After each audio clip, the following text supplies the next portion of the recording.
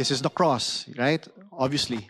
But yes, thank you for saying that it's about grace, salvation, about Christ.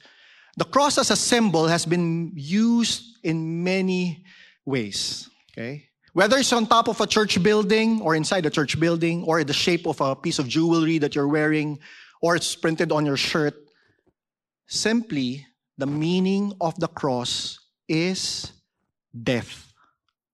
From about 6th century BC to 4th century AD, the cross was an instrument of execution that resulted in death by the most torturous, most painful of ways.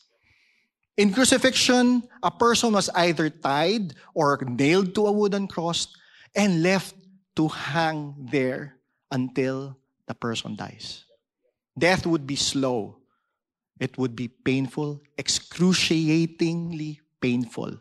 In fact, the word excruciating simply means out of crucifying. However, because of the death of Jesus on the cross, today the meaning of the cross is completely different. What is the meaning of the cross and why the cross matters? That's what we're going to talk about this morning. But you might say, I have a lot of problems already. Knowing the meaning of the cross will not help me work out on my problems in my relationships or the lack of relationship or raise my kids or pay my bills or have a livelihood for me and my family or overcome personal problems. Why do I need to learn about the cross? I'm living it, you might say.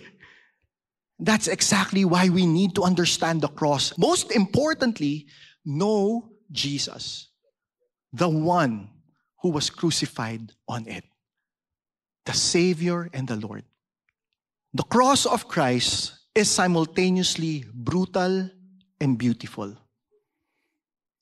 The passage we're meditating on today is too heavy to talk about and too beautiful not to meditate on. All the 4 Gospels record the crucifixion of Jesus. And we all know we're focusing on the Gospel of Matthew. I will also share some other biblical sources, the historical details of the crucifixion.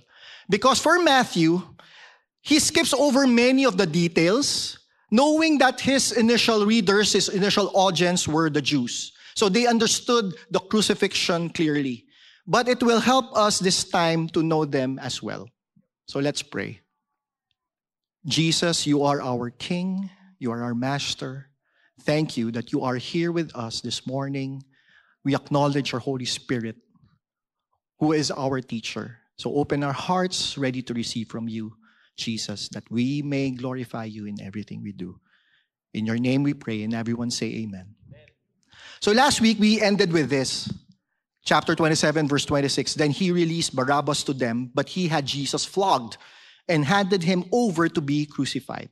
Okay? Jesus was condemned to death. But before he was crucified, he was mocked, he was tortured by the Roman soldiers. And the flogging of Jesus was a very vicious event. This is what the soldiers used on Jesus. They used what is called the Roman scourge or the flagrum. It was made of a short whip, made of like 2 or 3 or more leather straps connected to a handle.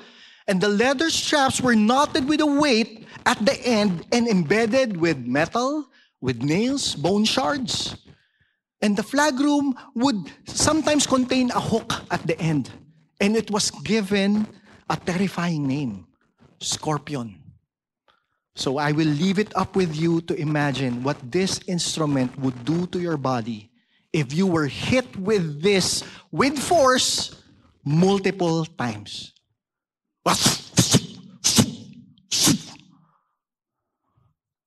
Some don't even survive the flogging. This is what Jesus went through. They stripped him and put a scarlet robe on him and then twisted together a crown of thorns and set it on his head. They put a staff in his right hand, then they knelt in front of him and mocked him. "Hail, King of the Jews," they said. Not only did they flog Jesus, the Roman soldiers added the crown of thorns. This was intended to mock Jesus' claim to be the King of the Jews. It was like the soldiers flexing their power against this Jewish rebel, against this Jewish upstart who dared to challenge the might of Roman Empire. They spit on him and took the staff and struck him on the head again and again. After they had mocked him, they took off the robe and put his own clothes on him. Then they led him away to crucify him. So the path of Jesus to the cross included physical torment, public humiliation. And both Jewish and Roman customs dictated that Jesus be led away outside the city. As they were going out, they met a man from Cyrene named Simon, and they forced him to carry the cross. Likely because of the flogging, the torture that already Jesus went through, he could not carry the cross anymore. Of course, the Roman soldiers wouldn't dare want to carry the cross. They were punishing Jesus. None of the disciples were present during that time. They have already abandoned their master. So with the physical weakness of Jesus from the flogging, the Romans forced a man from Cyrene named Simon to carry the cross. So who is this Simon of Cyrene? First, where is Cyrene? Okay, Cyrene was a city in northern Africa in the area of modern-day Libya. And Simon likely traveled to Jerusalem to celebrate Passover. The Gospel of Mark gives us more information about this man. Mark 15:21, a certain man from Cyrene, Simon, the father of Alexander and Rufus, was passing by on his way in from the country, and they forced him to carry the cross.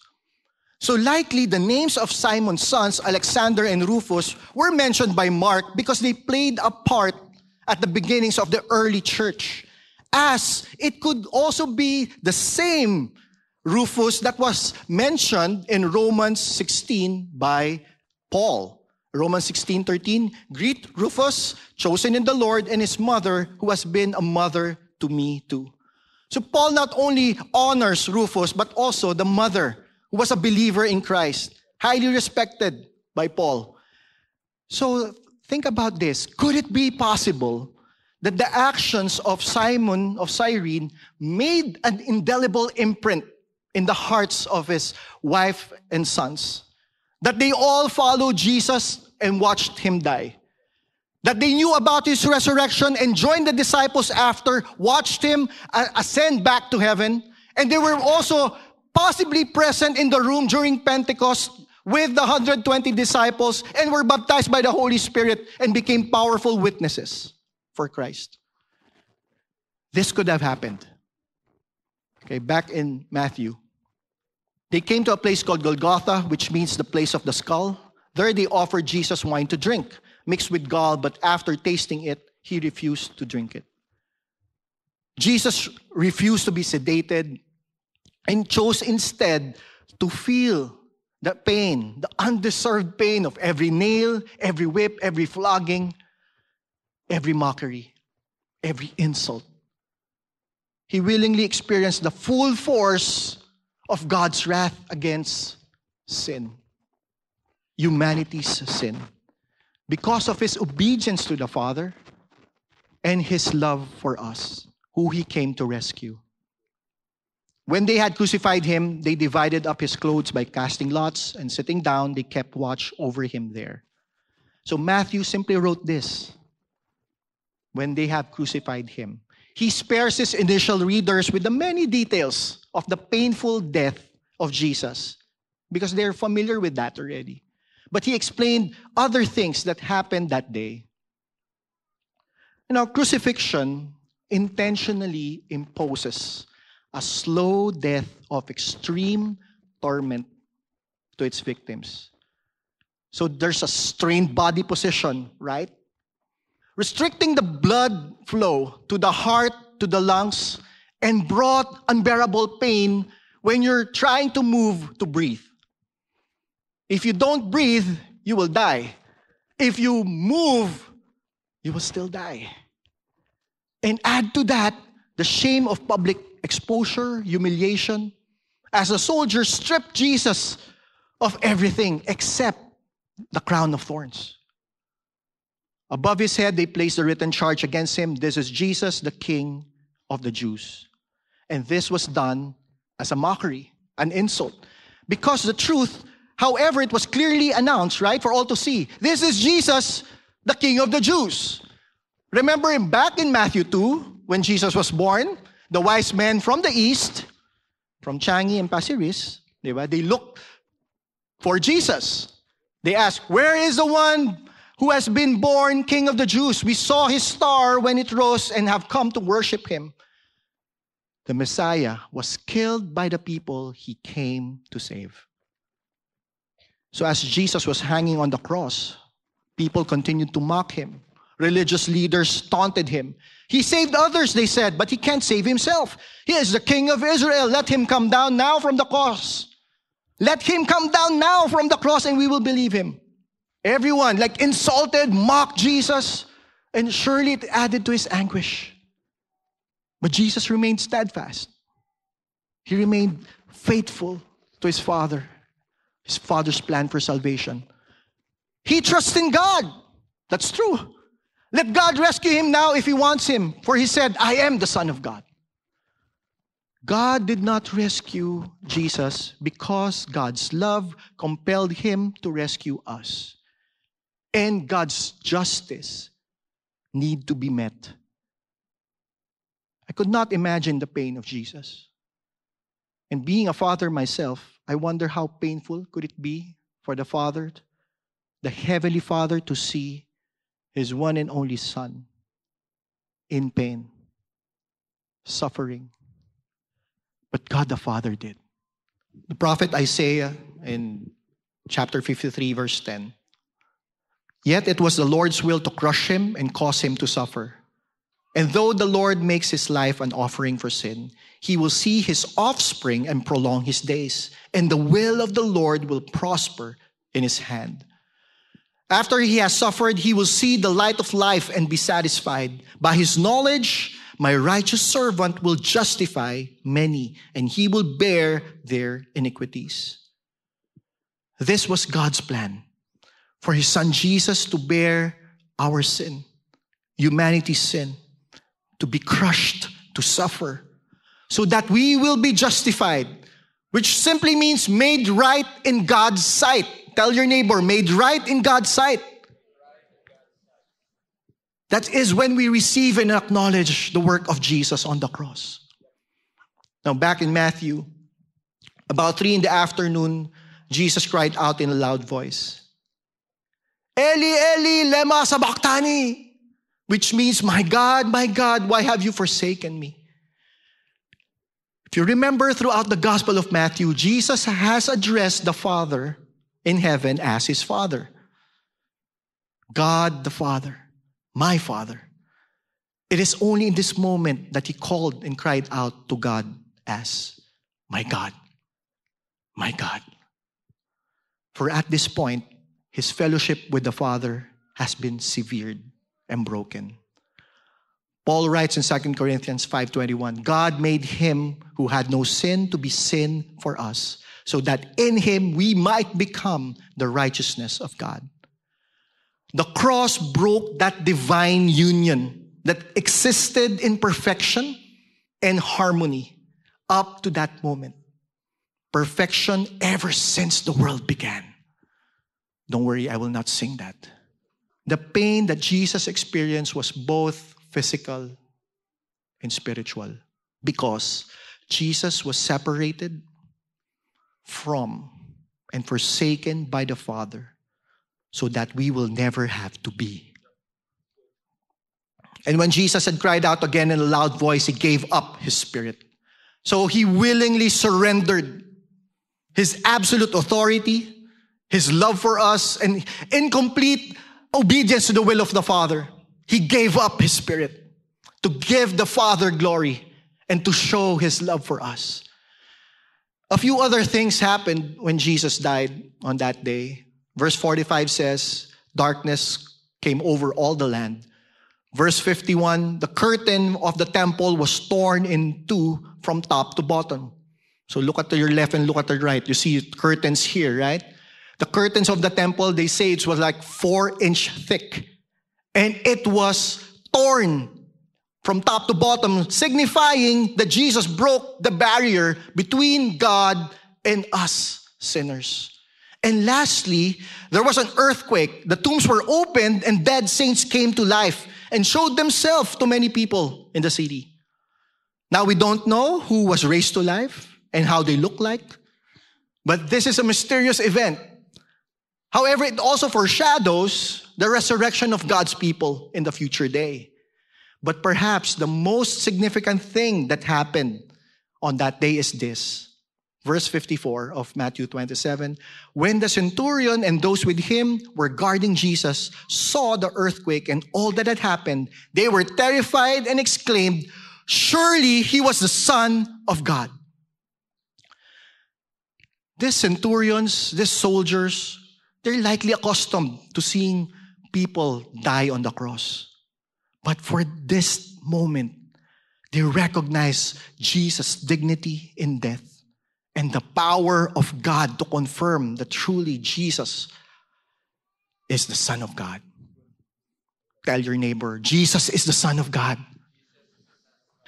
This shows that the revelation of who Jesus is now extended to the Gentiles.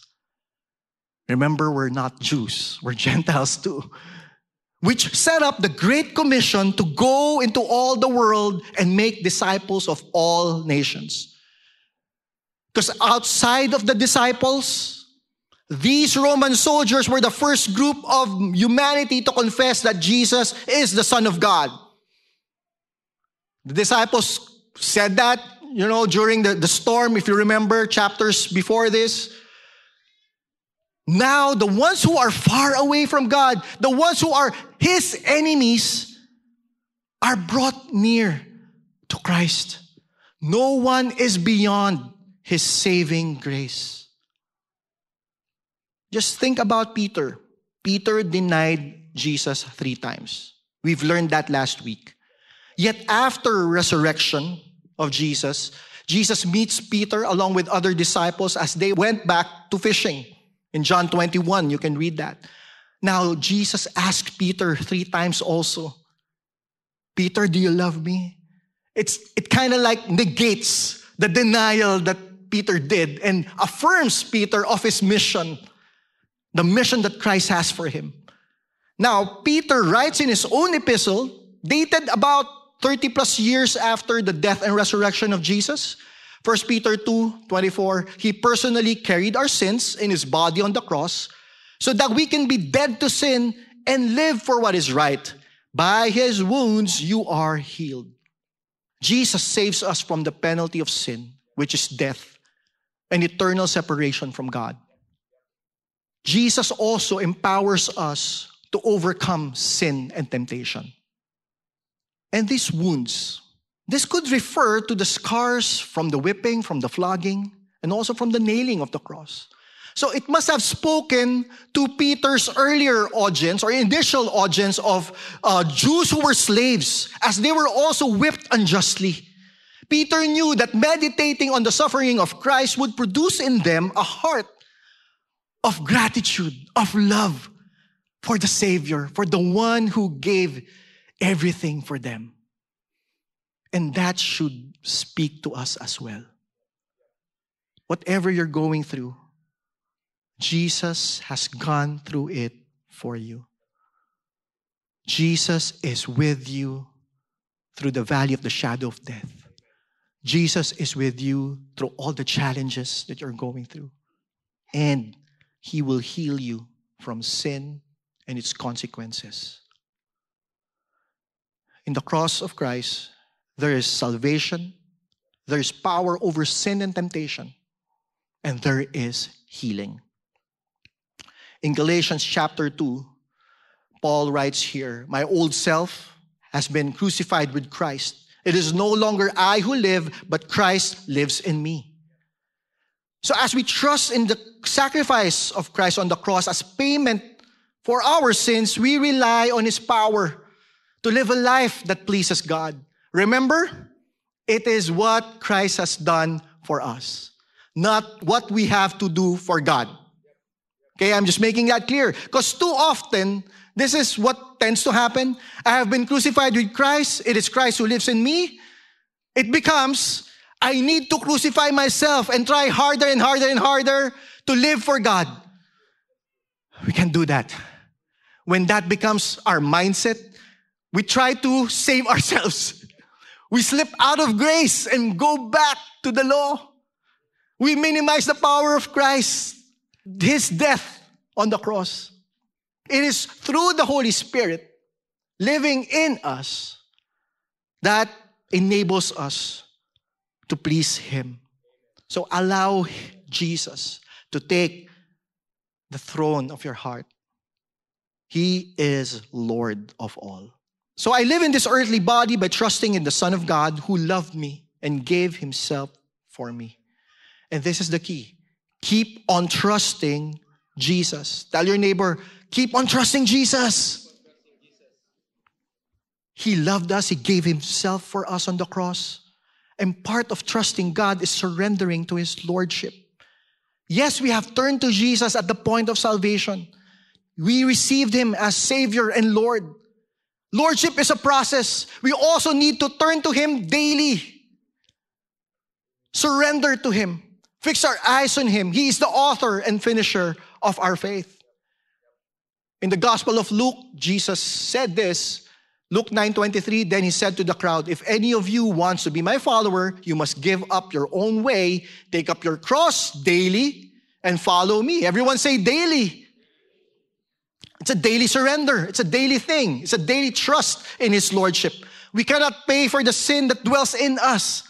Our only hope is to look to Jesus, His blood that was shed on the cross to wash away our sins, and His transforming power, the power of the Holy Spirit, as He enables us to follow Jesus and help others follow Him. Verse 24, if you try to hang on to your life, you will lose it. But if you give up your life for my sake, you will save it. And speaking of giving our lives for Christ, yesterday we baptized 13 individuals. Praise God for this. I can see some of you present in this service. People who have decided to follow Jesus wholeheartedly, identifying with Christ, and now committing their lives for the glory of God. So one story here. This is Wei Chung. In 2021, Pastor Mark and I officiated his wedding with his wife, Christina. Yesterday, we baptized him. And such a blessing to be part of his life's milestones. In 2021, he was a new believer that then.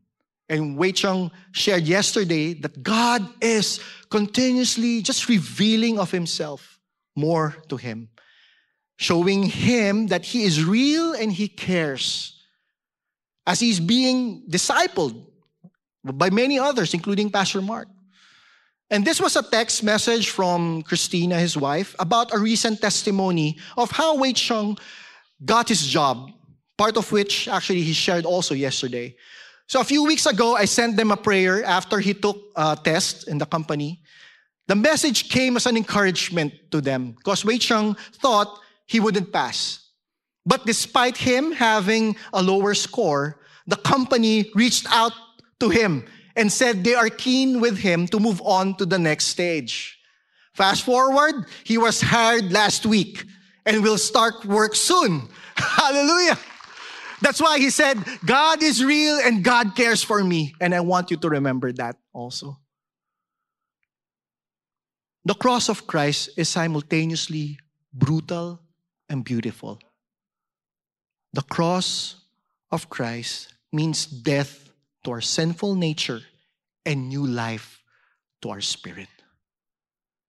If we will turn to Jesus and put our trust, our hope, our faith in Him, and on what He has done, taking the penalty for our sins on the cross, He will deliver us from the penalty of sin, which is death.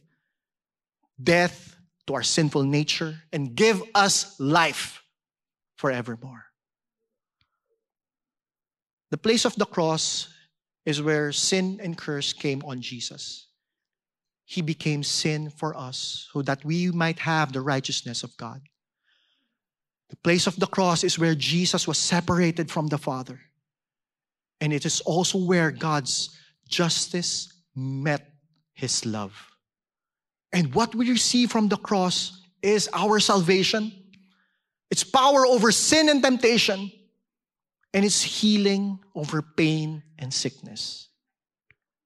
We are called to follow Jesus and proclaim Him. So stop trying to save yourselves. Start identifying with Jesus and surrender to His Lordship. If I may ask the music team to please come up. Peter ends chapter 2 of his epistle with this verse. Once you were like sheep who wandered away, but now you have turned to your shepherd, the guardian of your souls. Jesus wants to be your guardian, your shepherd, and more importantly, your Lord. He loves you as you are, but He loves you too much to leave you in sin. He wants to heal you from the devastating consequences of sin, effects of sin, through what He did on the cross. So this is my question to you. Will you turn to Jesus? Will you receive Him as Savior and Lord?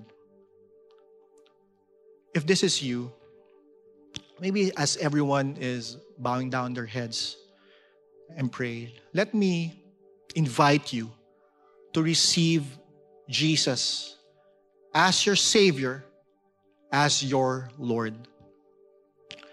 I'll just read a simple prayer here and follow along with me, even in your own words.